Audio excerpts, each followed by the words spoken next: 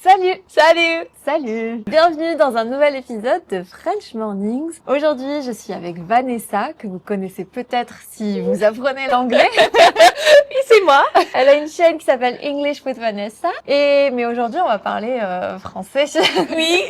Et on va parler des erreurs les plus courantes qui sont faites par les anglophones. Avant qu'on commence la vidéo, je vous invite à télécharger le PDF gratuit du guide French Foundations qui contient vraiment tout ce que vous devez savoir pour maîtriser les bases du français. Le lien est dans la description.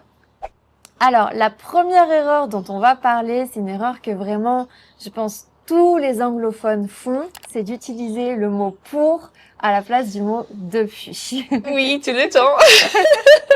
Et moi, j'avais pas remarqué ça jusqu'à ce que je commence à donner des cours de français. Et à chaque fois, je posais la question à mes élèves, tu apprends le français depuis combien de temps? Oui. Et la réponse était, j'ai appris pour 3 mois ou quelque chose comme ça. Oui, c'est normal ça.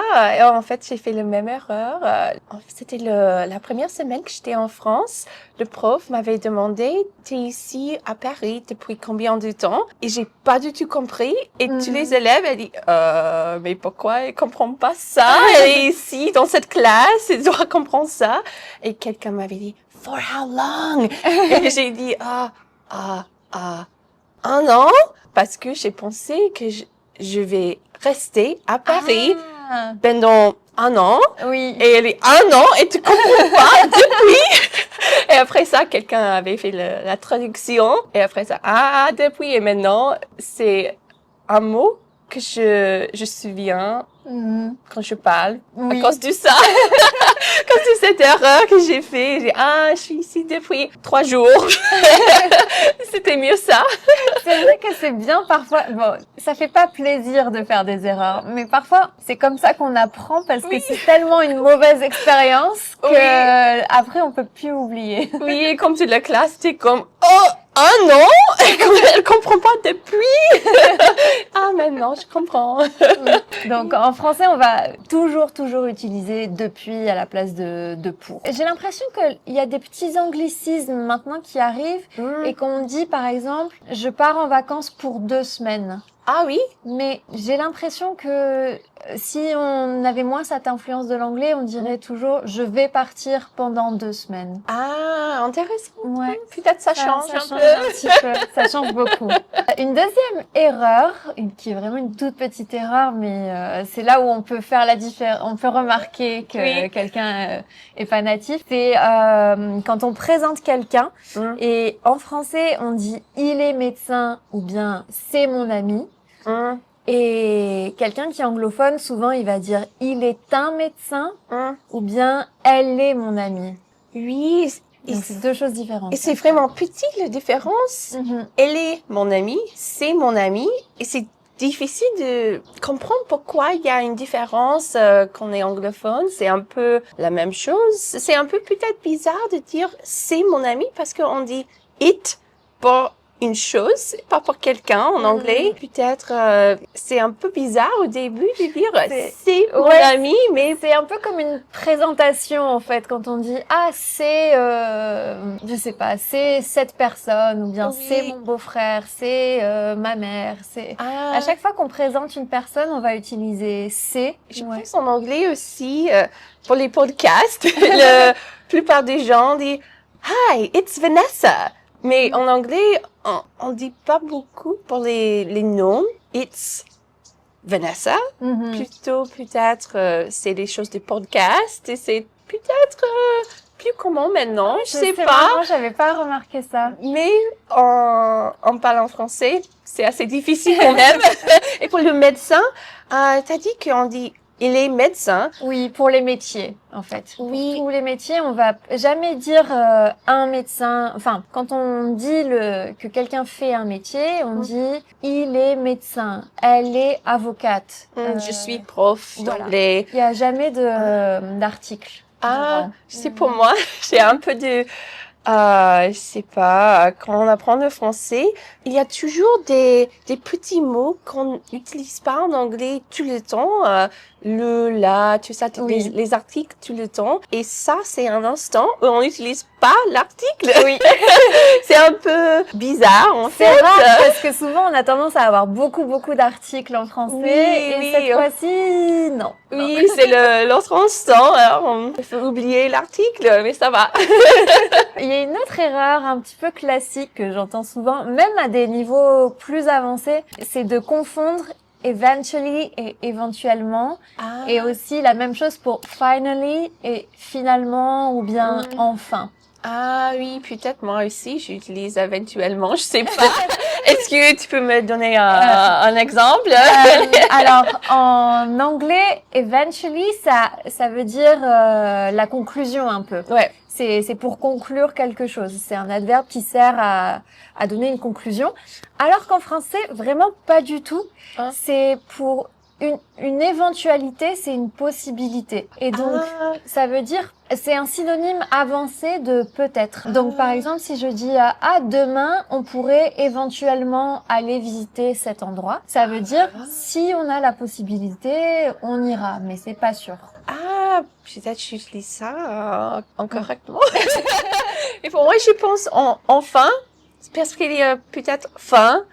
C'est un peu plus facile, mais oui, j'ai remarqué pour le contraire, pour mes élèves français qui apprennent l'anglais, ils disent actually incorrectement. Ils disent parce que pour nous on dit actually quand on fait des corrections à quelqu'un. Si quelqu'un dit il y a la pluie aujourd'hui, actually il y a pas la pluie et tout ça. Mais en français, on n'utilise pas actually, actuellement. Oui, ça veut pas dire du tout la même chose. Ouais, ça veut dire actuellement, ça veut dire en ce moment. Oui, c'est vraiment différent. J'ai remarqué que ça fait un peu de difficulté pour les Français en anglais. Peut-être on fait des mêmes erreurs en français aussi. C'est vrai, ça m'étonne pas maintenant que tu le dis. J'avais pas remarqué. Mais actually en français, ça serait en fait. En fait, oui. Ouais. Ou alors, dans le sens de la correction, ça serait même encore différent. Ça serait finalement. Ah oui. Finalement, il pleut pas aujourd'hui. Ou bien, Et en fait, elle est un peu forte comme, en fait, c'est incorrect, c'est pas bien ce que t'as dit, en fait. Peut-être, actually, c'est un peu le même, c'est un peu une correction un peu forte. Ouais. Oui, c'est intéressant, c'est synonymes qui sont pas exactement des synonymes. Et c'est vrai qu'en français, on a la possibilité de dire enfin et finalement, qui ont l'air d'être très proches. Oui. Mais je pense que finalement, c'est plus in the end ou bien at the end of the day. C'est pas la conclusion de quelque chose. Non, pas vraiment. Et enfin, oui. Enfin, c'est finally. Par exemple, exactement. Si on attend quelqu'un qui est en retard et quand il arrive, on va lui dire enfin. D'accord. Je comprends, c'est bien. Un peu des petites différences qui sont intéressantes aussi, si on veut. Comme c'est proche en plus, c'est facile de les confondre. Oui, peut-être je fais les mêmes erreurs quand je parle. Mais c'est des erreurs avancées. Oui, mais c'est intéressant si on veut être plus avancé et aussi je veux que les gens me regardent comme quelqu'un qui peut parler assez bien et quand je fais ces erreurs petites, aussi je fais des erreurs des articles tout le temps, si vous voulez. Après, c'est pas très grave. Oui, mais quand même, c'est bien d'apprendre ces petites choses, c'est intéressant. Et la dernière erreur dont je voulais parler, c'est une erreur de prononciation qui est faite surtout par les débutants. Vraiment, au début, c'est quelque chose qui est pas facile parce qu'il y a beaucoup de nouveaux sons en français et c'est de dire « et » au lieu de « e ». Et par exemple, avec le mot « je », ça devient « j'ai ». Avec le mot « le », ça devient « les ». Et ça, c'est une erreur importante parce que ça change le sens, en fait. Oui. Du mot. Peut-être pour les débutants, ils comprennent pas, et pas écouter les différences entre les deux sons, pas comprendre les différences. Peut-être qu'il y a ça, mais je sais que avec vraiment les tout débutants qui essayent de dire je parle français, ça leur arrive de dire quelque chose qui est plus proche de j'ai parlé français ou j'ai parlé français, ça. Et c'est correct, mais ça veut pas dire la même chose parce que c'est au passé. Oui. Du coup, quand on entend le son et, on a l'impression qu'on parle au passé. Pour moi, j'ai remarqué quand je viens d'apprendre le français qu'il faut utiliser les lèvres. Oui. Beaucoup. Et parfois, c'est pas se moquer des Français, c'est plutôt qu'on fait... il faut faire quelque chose un peu difficile exprès. Il faut le faire exprès parce que c'est pas naturel de le faire tout le temps. Et c'est pas tout le temps, mais pour beaucoup des mots, il faut faire plus avec les lèvres, comme ça, et aussi plus avec le nez. Oui. Et j'ai toujours dit, si j'ai une rhume, je parle le français mieux. Parce qu'il y a mon nez un peu comme ça. Mais avec les lèvres plus nasal, oui, facilement. Oui. Et pas exactement comme ça. Je parle un peu avec des lèvres, un peu plus fortes avec les lèvres. Et c'est pas naturel. Je suis d'accord que au début, la prononciation c'est tellement difficile pour toutes les langues que je trouve qu'il faut exagérer. Oui, et surtout au début, mais comme ça un peu. Pas avoir peur d'exagérer, même si c'est un peu trop, mais au moins après, on apprend à mieux prononcer. Oui, oui, je sais maintenant.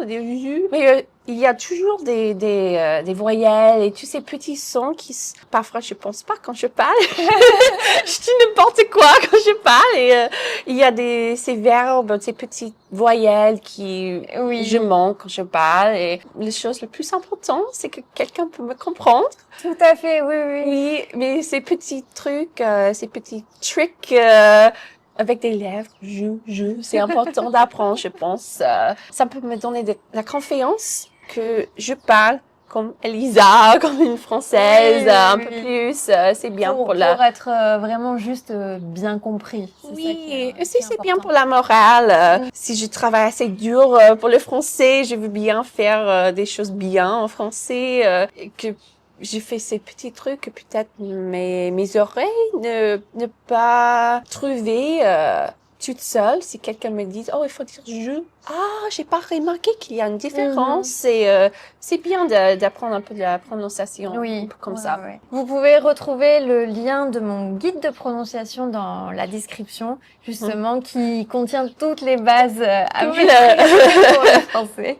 Oui, c'est important ça. Est-ce que tu aurais un dernier conseil pour les gens qui parlent anglais et qui imaginent peut-être que le français c'est quand même vraiment une langue difficile à apprendre? Ah oui. C'est pas un conseil pour seulement des Anglais. Je suis désolée, mais pour tout le monde. N'aie pas peur de parler. Je sais que dans nos têtes, comme des adultes, on a peur de faire des erreurs. On a peur que quelqu'un peut-être nous regarde comme quelqu'un qui est pas assez professionnel ou quelqu'un. Mais si on essaie de faire quelque chose, comment on dit ça, hors de nos zones de confort, ça peut nous améliorer dans nos vies, dans toutes les autres façons, pas seulement avec la langue. Alors, n'aie pas peur, fais des erreurs. J'ai fait plein des erreurs dans cette vidéo et ça va. Eh ben, merci beaucoup Vanessa pour tous tes conseils, merci pour ta participation. Oui, avec plaisir. Merci d'être patient aussi avec moi. Et je vous dis à très bientôt. À très bientôt.